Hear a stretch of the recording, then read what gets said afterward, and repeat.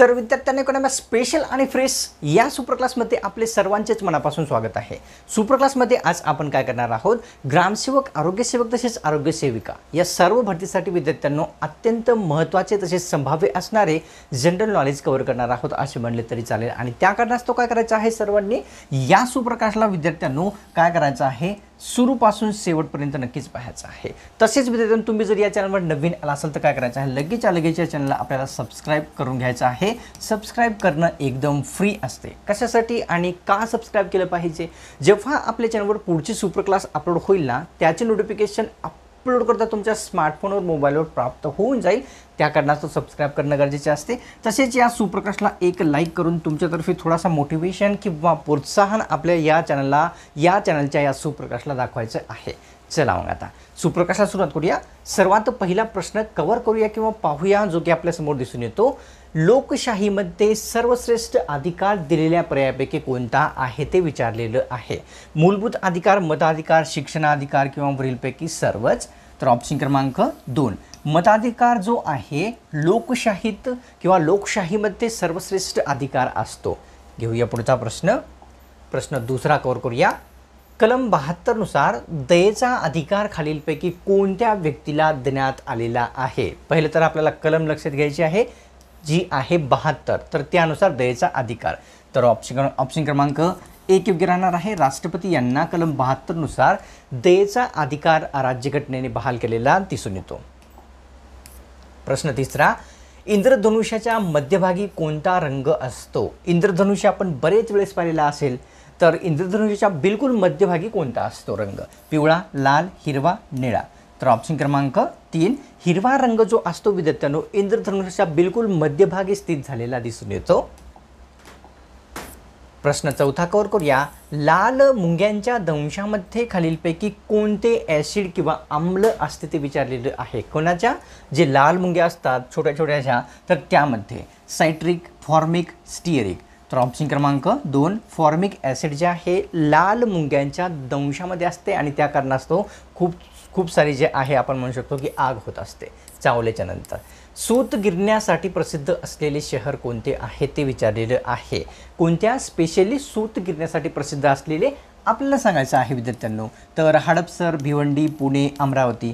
तर या ठिकाणी ऑप्शन क्रमांक आपल्यासमोर 2 योग्य आहे। भिवंडी हे जे ठिकाण आहे किंवा शहर आहे विद्यार्थ्यांना आपण म्हणू शकतो की सूत गिरण्यासाठी अतिशय प्रसिद्ध आहे। प्रश्न 6वा, होका यंत्रामध्ये कोणत्या चुंबकाचा वापर केला जात असतो। होका यंत्र जे असते त्यामध्ये चुंबक कोणते वापरले जात असते, निकेल चुंबक, रबर चुंबक, सूची चुंबक। तर ऑप्शन क्रमांक 3 सूची चुंबकाचा वापर होका यंत्रामध्ये प्रामुख्याने होत असताना आपल्या सर्वांना दिसून येतो। कव्हर करूया पुढचा प्रश्न 7वा असा आहे, कुकरमध्ये अन्न कोणत्या कारणास्तव लवकर शिजतात ते आपल्याला विचारलेलं आहे। कुकरमध्ये अन्न लवकर शिजते सर्वांनाच माहीत आहे, तर कशामुळे, कोणत्या कारणास्तव, जास्त दबावामुळे, कमी दबावामुळे, मध्यम दबावामुळे। तर ऑप्शन क्रमांक 1 योग्य आहे। जास्त दबाव असल्या कारणास्तव त्यामध्ये कुकरमध्ये जेही अन्न शिजवण्यासाठी आपण ठेवतो ते लवकरात लवकर शिजत असते। प्रश्न 8वा, महाराष्ट्रातील कोणत्या जिल्ह्यात मेळघाट अभयारण्य स्थित आहे ते विचारलेलं आहे। मेळघाट अभयारण्य कोणत्या जिल्ह्यामध्ये येते विद्यार्थ्यांनो, तुम्हाला येत असेल तर लगेच कमेंट करून आपल्याला सांगायचं आहे। तर या ठिकाणी ऑप्शन क्रमांक योग्य राहणार आहे 4, म्हणजेच अमरावती जिल्ह्यामध्ये कोणते, तर मेळघाट अभयारण्य विद्यार्थ्यांनो स्थित असलेले आपल्या सर्वांना पाहावयास मिळते किंवा दिसून येते। कव्हर करूया पुढचा प्रश्न आहे 9व्या क्रमांकाचा। राज्याच्या राज्यपालाला शपथ जी आहे कोणासमोर घ्यावी लागते ते विचारलेलं आहे। राज्यपालांना राष्ट्रपती, उच्च न्यायालयाचा मुख्य न्यायाधीश, पंतप्रधान किंवा मुख्यमंत्री। तर ऑप्शन क्रमांक विद्यार्थ्यांना आपल्यासमोर 2 योग्य राहणार आहे। उच्च न्यायालयाचा मुख्य न्यायाधीश जो असतो त्यांच्यासमोर कोणाला, राज्यपाल यांना शपथ ग्रहण करावी लागते किंवा घ्यावी लागते। प्रश्न 10वा पाहूया। मराठी भाषेचे पाणिनी या नावाने खालीलपैकी कोणास ओळखले जाते। मराठी भाषेचे पाणिनी कोणाला म्हणतात त्याला सांगायचं असेल तर दादोबा पांडुरंग तर्खडकर, या ठिकाणी विनोबा भावे, दादाभाई नौरोजी। तर ऑप्शन क्रमांक किती 1 दादोबा पांडुरंग यांना जे आहे विद्यार्थ्यांनो मराठी भाषेचे पाणिनी असे संबोधले जाते। कव्हर करूया 11वा प्रश्न, जो की दिसून येतो आपल्यासमोर। भारतीय राज्यघटनेतील कलम 360 कोणत्या आणीबाणीशी संबंधित आहे। कलम 360 आपल्याला लक्षात घ्यायचं आहे पूर्वी उत्तर पाहण्याच्या. तर या ठिकाणी कोणत्या आणीबाणीशी संबंधित आहे? आर्थिक, राष्ट्रीय, राज्य किंवा वरीलपैकी नाही. तर ऑप्शन क्रमांक विद्यार्थ्यांनो 1 योग्य आहे. आर्थिक आणीबाणीशी संबंधित असलेले राज्यघटनेतील कलम 360 हे विद्यार्थ्यांनो आपल्या सर्वांना दिसून येते की आहे. असे कव्हर करूया. पुढचा प्रश्न, हिडनबर्ग रेषा पुढीलपैकी कोणत्या 2 देशाशी संबंधित आहे ते विचारलेलं आहे. हिडनबर्ग रेषा आपल्याला विचारली तर Germany Poland, Germany France, Germany Bharat किंवा वरीलपैकी नाही. तर ऑप्शन क्रमांक 1 म्हणजेच जर्मनी पोलंड या 2 देशाशी संबंधित असलेली हिडनबर्ग रेषा असलेली आपल्या सर्वांना लक्षात घ्यायची आहे. प्रश्न 13वा, 100 रुपयाच्या नोटेवर खालीलपैकी कोणाची स्वाक्षरी असते ते विचारलेलं आहे. 100 रुपयाच्या नोटेवर तर या ठिकाणी मुख्यमंत्र्यांची, पंतप्रधानांची, राष्ट्रपतींची किंवा RBI गव्हर्नरची. तर ऑप्शन क्रमांक 4 RBI गव्हर्नरची जी स्वाक्षरी असते विद्यार्थ्यांनो ती 100 रुपयाच्या नोटेवर दिलेली असते. प्रश्न 14वा कव्हर करूया. कोणते चलन बनवण्याचा जो अधिकार आहे फक्त वित्त मंत्रालयालाच आहे. वित्त मंत्रालया व्यतिरिक्त विद्यार्थ्यांनो ते कोणालाही अधिकार नाही. कोणते? 500 रुपयाची नोट, 200 रुपयाची नोट, 1 रुपयाची नोट किंवा 100ची. तर ऑप्शन क्रमांक या ठिकाणी 3 योग्य आहे. 1 रुपयाचे चलन बनवण्याचा जो अधिकार आहे तो फक्त वित्त मंत्रालयाकडेच असलेला आपल्या सर्वांना पाहावयास मिळतो. प्रश्न 15वा, बायबलचे मराठीमध्ये भाषांतर खालीलपैकी कोणामार्फत करण्यात आलेले होते ते विचारलेलं आहे. बायबलचे मराठीमध्ये तर या ठिकाणी ऑप्शनमध्ये आहेत पंडित रमाबाई, एनी बेझंट, रमाबाई रानडे, सरोजिनी नायडू. तर ऑप्शन क्रमांक 1 पंडिता रमाबाई यांनी बायबलचे मराठीमध्ये भाषांतर केलेले आपल्या सर्वांना पाहावयास मिळते. प्रश्न या ठिकाणी 16वा, महाराष्ट्राच्या पठारावरून पूर्वेकडून पश्चिमेकडे वाहणारी नदी विचारलेली आहे. आपल्याला लक्षात घ्यायचं आहे की पूर्वेकडून पश्चिमेकडे विचारलेली आहे. यमुना, गंगा, तापी किंवा नर्मदा. तर ऑप्शन क्रमांक 3 योग्य आहे. तापी ही नदी कशाहून? पूर्वेकडून पश्चिमेकडे वाहणारी असलेली आपल्या सर्वांना पाहावयास मिळते. प्रश्न या ठिकाणी 17वा कव्हर करूया की मराठीतील सर्वात पहिली जी कादंबरी आहे ती कोणती आहे ते विचारलेलं आहे.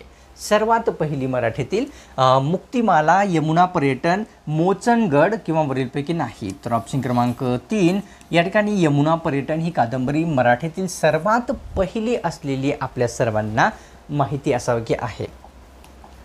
प्रश्न 18वा की बावनथडी प्रकल्प महाराष्ट्रातील कोणत्या जिल्ह्यामध्ये स्थित आहे ते विचारलेलं आहे. बावनथडी हा प्रकल्प अतिशय म्हणजेच प्रसिद्ध असलेला प्रकल्प आपल्या सर्वांना माहीत आहे की आहे म्हणून. तर हा कोणत्या जिल्ह्यामध्ये येतो ते सांगायचं आहे. तर ऑप्शन क्रमांक विद्यार्थ्यांनो या ठिकाणी योग्य राहणार आहे 2 म्हणजेच भंडारा जिल्ह्यामध्ये बावनथडी हा प्रकल्प स्थित आहे. घेऊया पुढचा प्रश्न जो की आहे 19वा. या ठिकाणी सर्वात जास्त उच्च प्रतीचा जो कोळसा आहे दिलेल्या पर्यायापैकी कोणता आहे? सर्वात जास्त उच्च प्रतीचा बिट्युमिनस, लिग्नाइट, अँथ्रासाइट किंवा वरीलपैकी सर्व. तर ऑप्शन क्रमांक 3 अँथ्रासाइट हा जो कोळसा असतो तो सर्वात जास्त उच्च जातीचा किंवा प्रजातीचा असलेला आपल्या सर्वांना दिसून येतो. प्रश्न 20वा. 1867 मध्ये प्रार्थना समाजाची जी स्थापना आहे विद्यार्थ्यांनो ती कोणत्या ठिकाणी करण्यात आलेली होती? 1867 मध्ये प्रार्थना समाजाची स्थापना झालेली आहे हे आपल्याला सर्वप्रथम समजायला येते. तर कोणत्या ठिकाणी? कोल्हापूर, मुंबई, पुणे वरीलपैकी नाही. तर ऑप्शन क्रमांक 2 मुंबई या ठिकाणी विद्यार्थ्यांनो. तर 1867 मध्ये प्रार्थना समाजाची स्थापना झालेली आपल्या सर्वांना दिसून येते. प्रश्न 21वा. लोकसभा व राज्यसभेच्या संयुक्त बैठकी संबंधित कलम कोणते आहे ते विचारलेलं आहे. संयुक्त बैठक कशाची? लोकसभा तसेच राज्यसभेची. कलम 200, कलम 208, कलम 108 किंवा या ठिकाणी कलम 199. तर ऑप्शन क्रमांक किती? 3 योग्य आहे. कलम 108 ही जी कलम आहे विद्यार्थ्यांनो लोकसभा व राज्यसभेच्या संयुक्त बैठकी संबंधित असलेले जे आपल्याला कलम जे आहे ते दिसून येते. घेऊया प्रश्न 22वा. भारतातील नदीपात्रावरील असलेले सर्वात मोठे बेट दिलेल्या पर्यायापैकी कोणते आहे? नदीपात्रातील सर्वात मोठे औसादी, न्यूमूर, मजुली. तर ऑप्शन क्रमांक 3 मजुली बेट जे आहे भारतातील नदीपात्रावरील सर्वात मोठे बेट असलेले दिसून येते. प्रश्न 23वा. की दुसरे अँग्लो मराठा युद्ध केव्हा सुरू झालेले होते ते विचारलेलं आहे. बरेच या ठिकाणी जे आपण पाहिलेले यापूर्वीचे आधीचे जी के क्वेश्चन्स आहेत ते TCS IBPSने विचारलेले आहेत. त्यापैकी हा देखील एक प्रश्न आहे की अँग्लो मराठा युद्ध केव्हा झाले, कोणते, तर दुसरी स्पेशली विचारलेली आहे. 1803, 1805, 1799, 1702, 1807 किंवा 1809. तर ऑप्शन क्रमांक या ठिकाणी एक योग्य आहे. 1803 ते 1805 या दरम्यान अँग्लो मराठा कितवे, तर दुसरे युद्ध झालेले होते.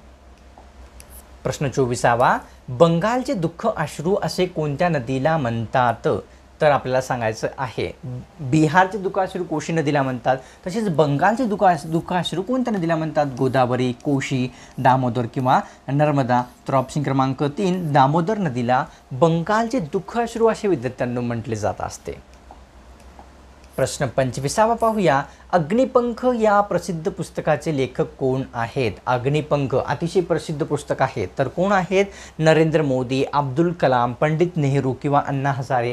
तर ऑप्शन क्रमांक 2 अब्दुल कलाम यांनी जे आहे अग्निपंख या प्रसिद्ध पुस्तकाचे कोण आहेत, तर लेखक असलेले दिसून येतात. कव्हर करूया 26वा प्रश्न जो की आहे छावा हे अतिशय प्रसिद्ध पुस्तक कोणाचे आहे, तर सांगा आता. विश्वास पाटील, शिवाजी सावंत, नरेंद्र दाभोळकर किंवा शांता शेळके. तर ऑप्शन क्रमांक 2 योग्य आहे. कोणाचे, शिवाजी सावंत यांचे छावा हे अतिशय प्रसिद्ध असलेले पुस्तक आपल्या सर्वांना दिसून येते. तर घेऊया पुढचा प्रश्न जो की विद्यार्थ्यांना आपल्यासमोर या ठिकाणी दिसून येतो. 27वा, सर्वात जास्त लोकसंख्येची घनता असलेले केंद्रशासित प्रदेश कोणते आहे ते विचारलेलं आहे. ज्या ठिकाणी कमी जागेमध्ये जास्त लोक राहतात ते केंद्रशासित प्रदेश कोणता आहे, चंदीगड, दिल्ली, दादर नगर हवेली किंवा वरीलपैकी नाही. तर ऑप्शन क्रमांक 2 दिल्ली हा केंद्रशासित प्रदेश सर्वात जास्त घनता असलेला आपल्या सर्वांना दिसून येतो आणि एकमेव असाही आपल्या सर्वांना दिसून येतो की विद्यार्थ्यांना ज्या ठिकाणी स्वतःचे उच्च न्यायालय आहे. तर पहिली जनगणना जी की स्वातंत्र्य प्राप्तीपूर्वी झालेली आहे, कोणत्या वर्षी, 1872. तर ती कोणाच्या काळामध्ये झालेली होती ते विचारलेलं आहे. तर Lord Curzon, Lord Mayo, Lord Hastings किंवा लॉर्ड डलहौसी. तर ऑप्शन क्रमांक 2 योग्य आहे. 1872 म्हणजे स्वातंत्र्य प्राप्तीपूर्वीची जी जनगणना झालेली होती भारतातील सर्वप्रथम किंवा पहिली, ती लॉर्ड मेयो यांच्या काळात झालेली होती. प्रश्न 29वा, RTI ॲक्ट राज्यसभेमध्ये कोणत्या दिवशी पारित झालेला होता. RTI ॲक्ट अतिशय महत्त्वाचा प्रश्न आहे, TCS IBPSने विचारलेला आहे.